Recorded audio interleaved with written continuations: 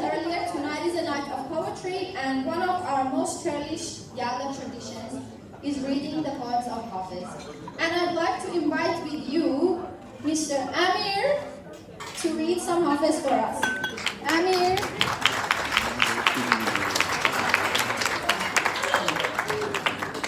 Lester, turn to Persian.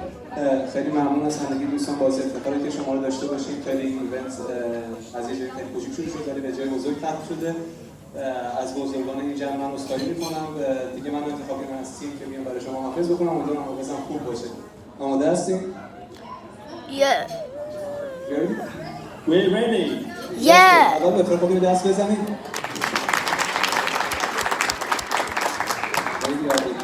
این شعر رو دوستان انتخاب کردن. میگه که ساقی آمدن عید مبارک بادت، وان مواعید که کردی مرود از یادت، در شگفتم که در این مدت ایام فرار برگرفتی ز حریفان دل و دل میدادت، برسان بندگی دختر رز بود به درای، که دم و همت ما کرد ز بند آزادت.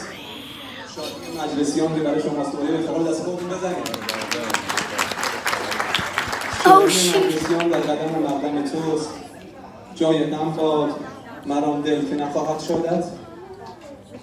شکر ایزد که ز تاراج که خزان رفته نیافت، بوستان سمن و سرو و گل و شمشادت. حافظ از دست مده دولت این کشتی نوح، ورنه طوفان حوادث ببرد بنیادت. بفرمایید خودتون دست بزنید.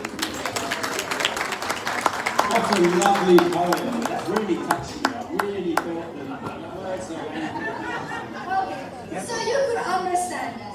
Even I couldn't I can understand. speak any language in the world. That's my job. Say something in French. We. Okay, say something in German. Ja.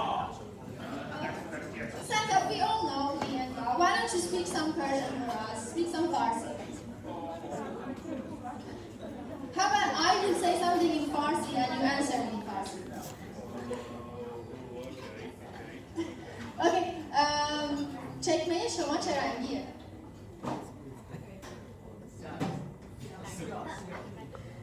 Sia.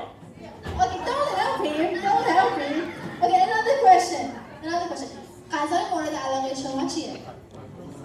Kebab.